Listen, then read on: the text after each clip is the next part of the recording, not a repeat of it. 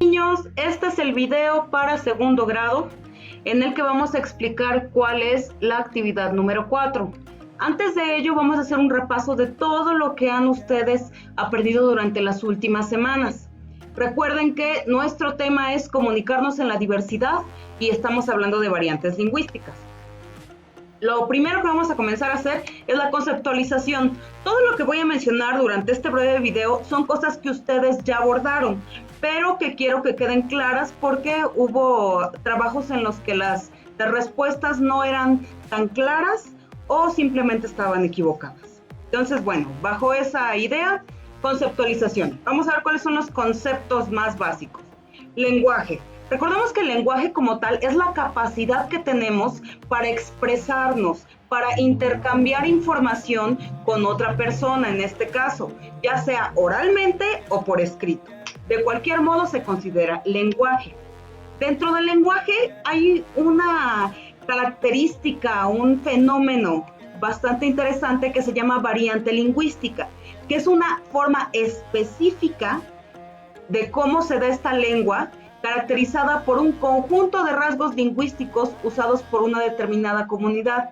Y aquí viene lo interesante. Dice que esta comunidad que utiliza esta serie de rasgos lingüísticos tiene que estar relacionada a nivel social, a nivel geográfico o a nivel cultural. Y yo sé que esto ya les empezó a sonar a una de las actividades que ustedes hicieron, social, geográfico o cultural. Bien. Clasificación. Pregunta, ¿cómo podemos clasificar las variantes lingüísticas?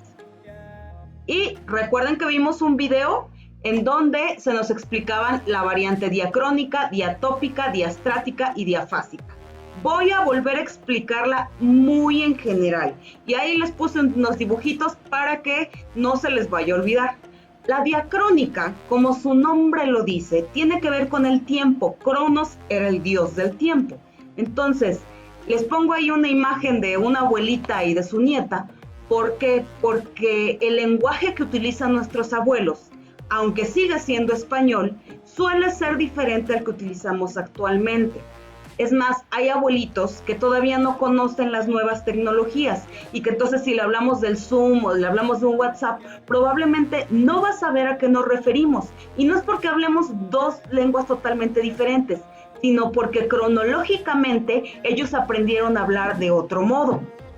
Lo mismo pasa a lo largo del tiempo, es decir, las personas de hace 100 años no tenían el mismo tipo de lenguaje ni el mismo tipo de significados que actualmente tenemos. Después tenemos la variante diatópica, y si se dan cuenta, ahí en el iconito que nos puso el maestro, tiene hasta el simbolito de la ubicación, el que utilizamos en el Maps. ¿Por qué? Porque la variante diatópica se refiere a aquellas diferencias que están relacionadas con la ubicación geográfica. Y por eso les puse ahí como ejemplo el mapita. Recuerden que ustedes hicieron su propio mapita en donde ubicaron o una palabra, la investigaron cómo se dice en diferentes lugares de Latinoamérica y pudieron colocar cuáles son esos nombrecitos en todo el mapa. Es el mismo idioma, es el mismo sustantivo, pero se le dice de diferentes formas. Esa es la variante diatópica y tiene que ver con el espacio geográfico, con el lugar en donde está el hablante. Después tenemos la variante diastrática y si se dan cuenta hasta tiene ahí un birretito en el icono. ¿Por qué? Porque la variante diastrática tiene que ver tanto con los estratos sociales como con la preparación académica. Es decir, un doctor no va a hablar del mismo modo que habla un campesino, porque su educación es diferente. Y del mismo modo, las personas millonarias no hablan del mismo modo que hablamos nosotros, los de clase media, porque no tenemos el mismo tipo de contexto en el que nos desarrollamos. Por último, la variante diafásica, el ejemplo más claro es cómo me hablan ustedes. Ustedes me hablan con ciertas fórmulas de respeto y siempre tratando de ser muy propios. Pero ¿cómo se hablan entre amigos? Se llevan desde groserías, se llevan de de algún modo con ofensas, con bromas. O sea, es válido, es la forma en cómo ustedes se relacionan. Esa es la variante diafásica. Y en el simbolito, en el iconito, le pusieron una cerveza, porque recuerden que el maestro explicaba, yo no me expreso con ustedes como mis alumnos igual que como me expreso con mis amigos en un bar, porque son dos escenarios diferentes. Soy la misma persona, pero tengo dos modos de hablar diferentes. Bien. Ahora, el caso número 3 es un caso interesante, o el punto número 3 es un caso interesante, el voceo. Lo vimos durante la semana pasada, y aunque sí quedó claro, muy a grandes rasgos, qué es el voceo, hubo partes que me parece que todavía pueden tener más detalles para ustedes. Primero, dice que el voceo es un fenómeno lingüístico, es algo que no estaba pensado y que de repente sucedió en la lengua, en el que ciertos pueblos o ciertas personas o ciertos grupos emplean el pronombre vos en lugar de emplear el pronombre tú. En México no lo utilizamos, en México sí nos hablamos de tú cuando hay cierta familiaridad, o nos hablamos de usted cuando hay cierto respeto que se le puede tener a una persona o no se le conoce tan cercanamente. Entonces, eso en general es el voceo. ¿De dónde viene?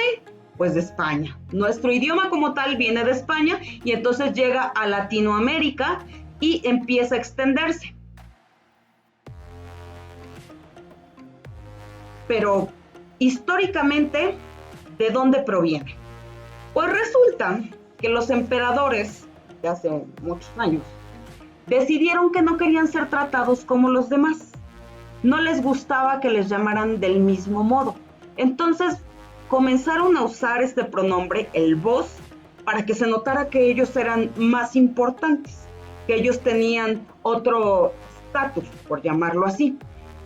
Y fue poco a poco reproduciéndose entre su población como una fórmula de respeto. Quien tenía un estatus mayor que el tuyo, entonces merecía ese tratamiento de vos en lugar de llamarle tú.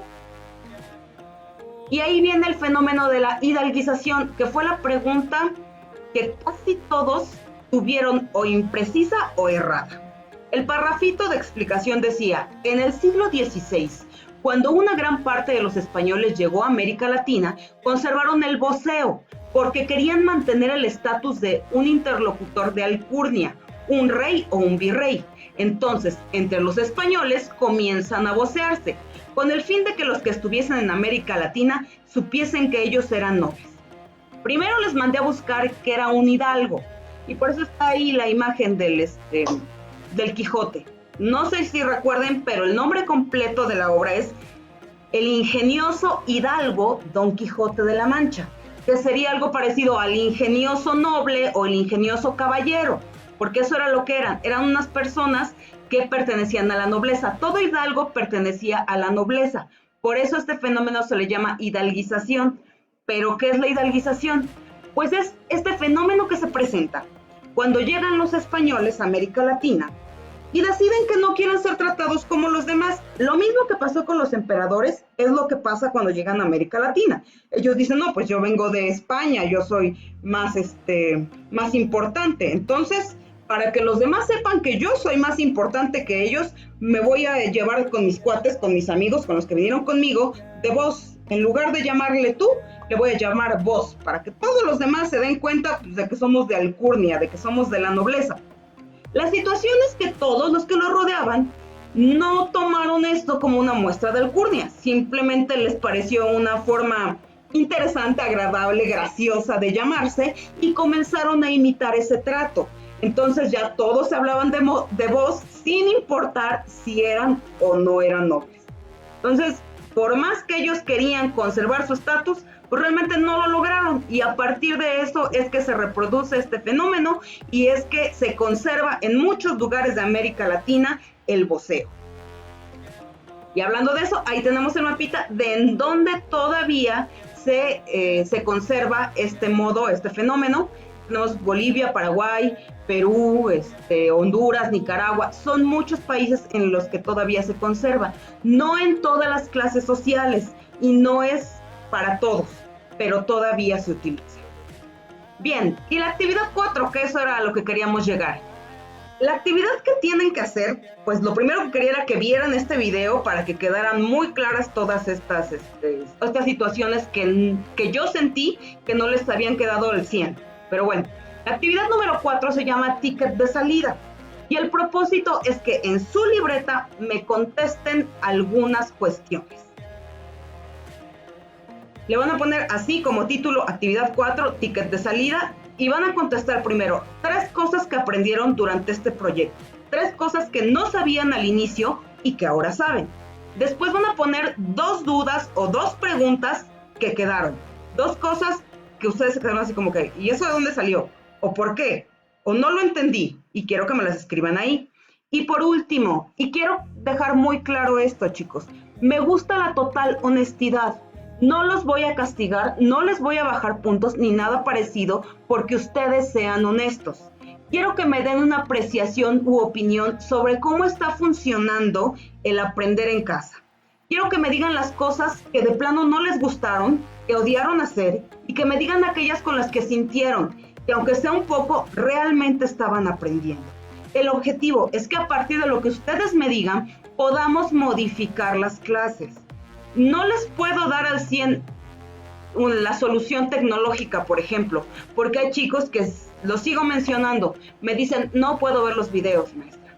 Entonces, no les puedo decir que ya todo va a ser por medio de Zoom, de Meet o de alguna otra plataforma, pero vamos a tratar de cambiarlo lo más posible para que ustedes sigan avanzando, para que realmente sientan que están aprendiendo y obviamente para que yo pueda darles todo lo que necesitan.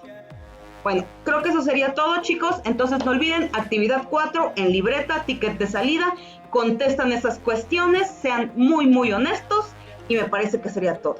Muchas gracias, nos vemos.